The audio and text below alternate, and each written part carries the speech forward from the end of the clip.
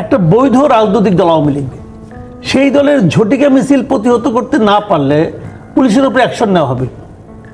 তো একটা বৈধ রাজনৈতিক দল মিছিল করবে, এটা তার সাংবিধানিক অধিকার, দলটা তো অবৈধ না। তো এটাকে যখন উনি আটকাতে বলেন, থামাতে বলেন, তখন উনি কি একটা মানে আপনার বেআইনি আদেশ দিচ্ছেন না? আবার উনি বলেছেন বেআইনি আদেশ দিলে মানবেন না, যদি না মানে তখন সেই পুলিশকে দিয়ে বদলিও করতে পারবেন। তো এখানে বলেন কোথায় সংবিধান, কোথায় আইন, কোথায় কি? আমি বলেছি অত হবে, এই আচরণটাকে আপনি কি বলবেন? এটা কি আইনি আচরণ? ভাই এগুলি বলে কোনো লাভ নাই। আমি আরেকটা আপনাকে সহজ উদাহরণ দিয়ে বলি। যারা মুসলমান, সারা পৃথিবীর তাবৎ মুসলিম যারা আছে, যত মুসলমান আছে, সব মুসলমানের সংবিধান কোনটা? কোরআন শরীফ। তো এই কোরআন শরীফ আপনার বাসায় একটা আছে, ওনার বাসায় একটা আছে, আমার বাসায় একটা আছে। তো ওই বইটা, ওই গ্রন্থটা, মহাগ্রন্থটা আমি যেভাবে ফলো করি, উনিকে সেভাবে করেন, আপনি সেভাবে করেন। আপনিও আপনার সুবিধা মতো করেন, আমিও আবার সুবিধা মতো করি। এখন দোষটা কি ওই বইয়ের নাকি আমার? ইয়েস। তো ঝামেলাটা হলো এখানে। তারা তো বলেন যে তারা মূল লক্ষ্য হলো নিয়ত। এই যে এতক্ষণ ধরে আলাপ করলেন আপনারা, যে পরপর 2 দফা নাকি মানে সব মিলিয়ে 2 দফা নাকি গ্যাপ দিয়ে আরো ওইটা সব মিলিয়ে কোনটা হবে আসলে? এটা নিয়তের উপর ডিপেন্ড করে।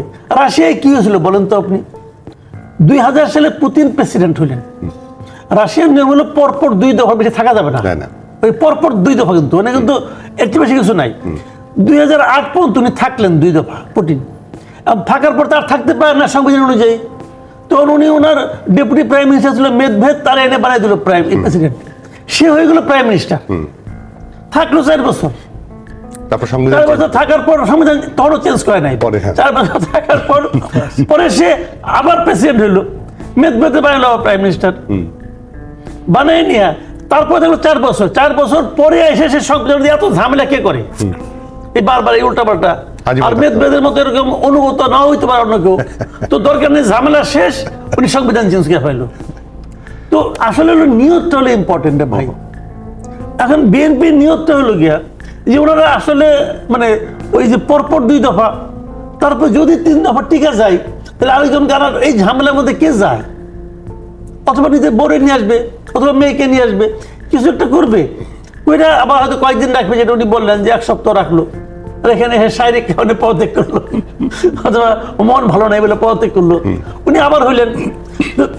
এই আসলে মেন্টালিটি, আপনি যদি মেন্টালিটি ডেমোক্রেটিক না হন, তাহলে মুখে যাই বলেন, ওই কাগজের লেখা কাগজেই থাকবে ভাই।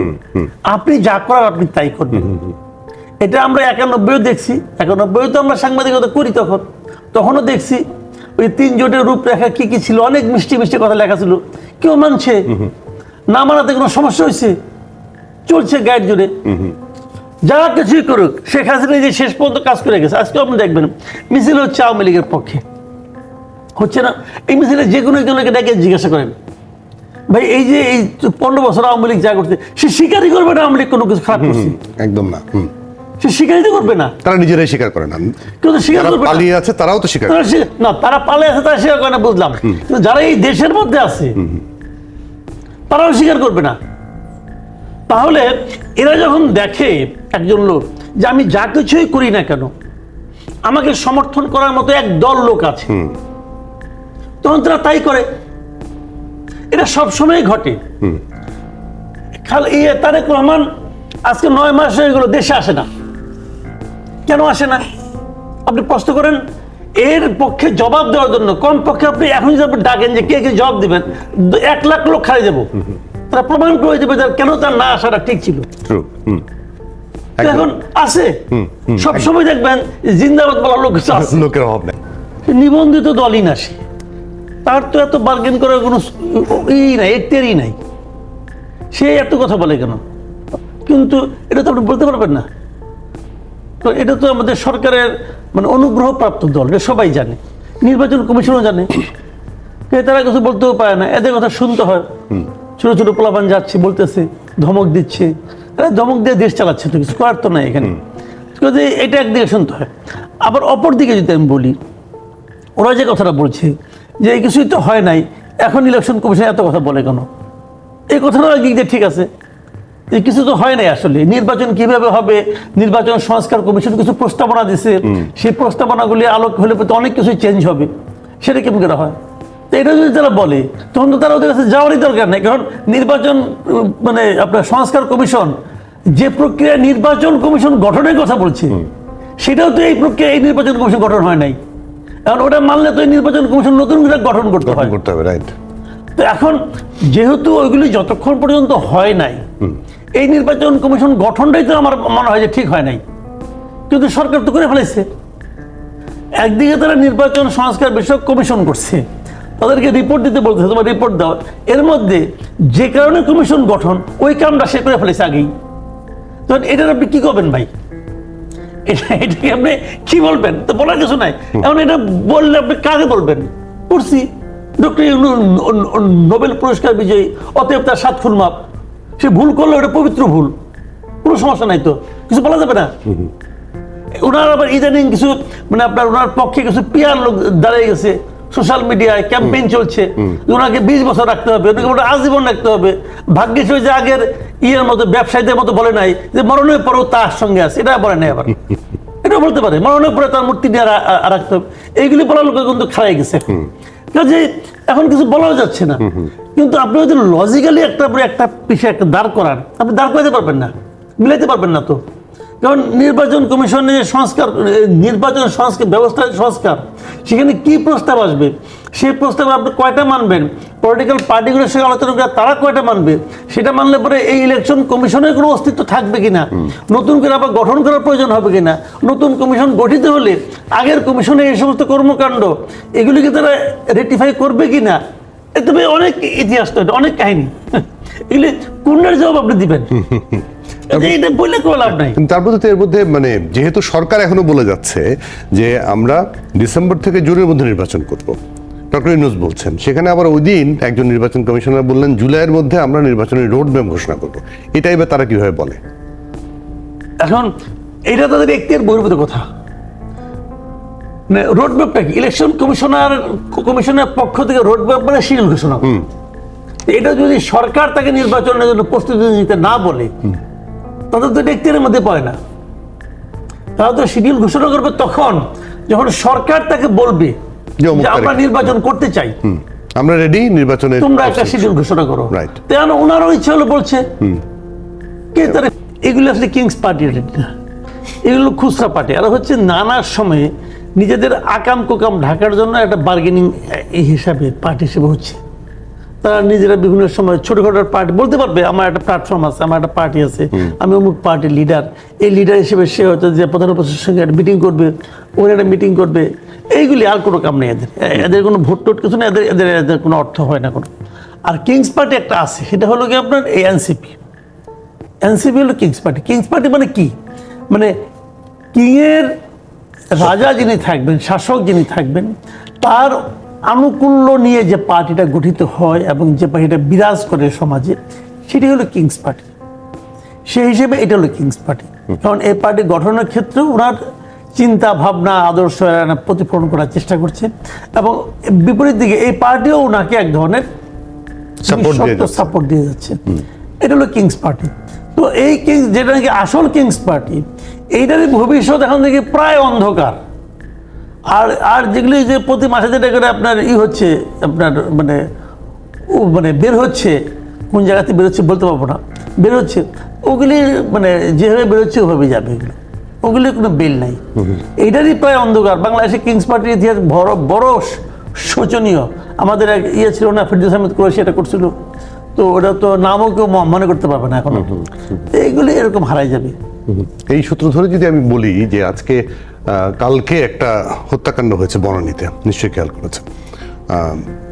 2 বন্ধু মিলে সিঙ্গারা খাচ্ছিল, 2 মেয়ের দিকে নাকি কিভাবে তাকিয়েছে, এসে ছুরি মেরে মারে। আজকে ছাত্রদল মামলা করেছে বৈষম্য বিরোধী ছাত্র আন্দোলনের 5 নেতা সহ 8 জনের বিরুদ্ধে। খুনোখুনির মধ্যেও তারা জড়িয়ে যাচ্ছে। এটাকে আপনি কিভাবে দেখেন? এটা জড়িয়ে গেছে অথবা জড়ানো হচ্ছে, এটা হতে থাকবে। সামনের দিনগুলিতে আরো হবে, আরো বাড়বে এটা। এতদিন তো এককভাবে বৈষম্যবিরোধী ছাত্র আন্দোলনের ব্যানারে যারা ছিল, স্টুডেন্ট যারা ছিল, তারা এক ধরনের দাপটের সঙ্গে কিন্তু বিরাজ করছিল, বিভিন্ন রকম তদবির বাণিজ্যেও তারা লিপ্ত হয়ে গেছে, এটা সবাই জানে। এখন এটা এককভাবে তাদেরকে কয়দিন করতে দিবে? ছাত্রদল মনে করতেছে আগামীতে আমাদের দল ক্ষমতায় আসবে, আমরা নই কেন? এবং তারা দেখতেছে বিভিন্ন সময় প্রশাসন, পুলিশ এরাও তাদেরকে একটু গুরুত্ব দিচ্ছে ছাত্রদলকে, তো তারা পাল্টাপাল্টি মামলা এখন হতে থাকবে। এখন যে কেউ মারা গেলেই দেখবেন এক পক্ষ আরেক পক্ষের বিরুদ্ধে করে দিবে, মামলা করে দিবে। এখন এগুলি নির্বাচনের যত মানে দিন যা সামনে ঘনাতে থাকবে, তত এগুলি চলতে থাকবে। আসলে এই সমস্ত ক্ষেত্রে কী হয় জানেন, আমি একটা কথা বলে শেষ করি, এটা নিয়ে অনেকে তো নানা ধরনের কথাবার্তা বলবেন, কিন্তু আমি একটা সিরিয়াস কথা বলি। এগুলি আসলে এই যে মারামারি, মামলা মোকদ্দমা, এগুলি হচ্ছে কি কেবল তাদের কারণে? না, তাদের কারণে না, এগুলো আসলে হতে দেওয়া হচ্ছে। কে হতে দিচ্ছে? সরকার হতে দিচ্ছে। সরকার কোথাও ফেরায় না, কিন্তু বিএনপির দুই দলে মিলে সংঘর্ষ হয়, সরকার ফেরায় না, হতে দেয়। তোমরা করো মারামারি, চাঁদাবাজি হতে দেয়, তোমরা করো। কেন দেয় জানেন? দেয় এই কারণে টোটাল পলিটিক্যাল পার্টিগুলির ব্যাপারে সাধারণ মানুষের মধ্যে এক ধরনের বিতৃষ্ণা তৈরি করার জন্য দেয়। এবং এই বিতৃষ্ণা যখন চূড়ান্ত পর্যায়ে ধারণ উঠবে, তখন তাদের যে ক্যাম্পেইনটা, হয়তো ভাই হয় না, আমাদের রাজনীতির যে জিনিসটা আসলে কি, এটা তো এক ধরনের নাটক। কি যা হবার তাই হয়, উনি যা মনে করেন তাই হবে। আপনি একটা কথা বলেন, এই যে আমরা এত যে আপনার এই যে শেখ হাসিনার সংবিধানটাকে যে পর্যায়ে নিয়ে আসছিল, শেষ দিকে আসে নিয়ে, আমরা এই সংবিধান নিয়ে অনেক কিছু বলতেছি, কিন্তু যে সংবিধান খারাপ, এই সংবিধান স্বৈরাচার বানায়, অমুক করে তমুক করে।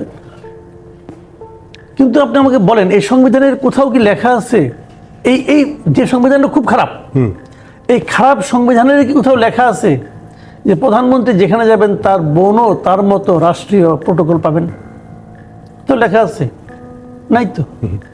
তিনি তো পরে অ্যাড করা হয়েছে যে বঙ্গবন্ধুর পরিবারের সদস্যরা নিরাপত্তা এগুলো পাবেন।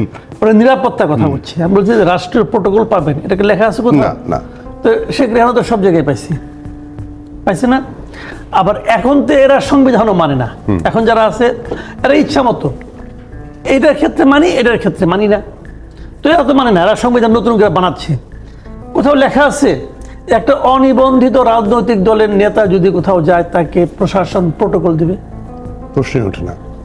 অথবা তারা প্রশাসনে যে নিয়ে ওখানে মিটিং করবে, সবাই তার সঙ্গে আসা ইয়েস স্যার করবে, আছে এরকম লেখা কোথাও আছে? নিবন্ধিত রাজনৈতিক দলেরও তো নাই। অনিবন্ধিত পরের কথা হচ্ছে তো। তাহলে বিষয়টা হলো কি, ওই বইটার মধ্যে কি আছে ভাই, এটাই ম্যাটার করে না। ম্যাটার করে ক্ষমতাটা কার কাছে, এবং সে ক্ষমতাবান কি চায় সেটা। স্বৈরাচারী আচরণ কিন্তু এটাই কিন্তু স্বৈরাচারী আচরণ, যে আমি যা বলবো তাই, কি লেখা আছে দ্যাট ইজ নট ইম্পর্টেন্ট। এটা আমরা আগের আমলেও দেখেছি, এই আমলেও দেখেছি। আমি আপনার একটা সিম্পল উদাহরণ দিয়ে বলি।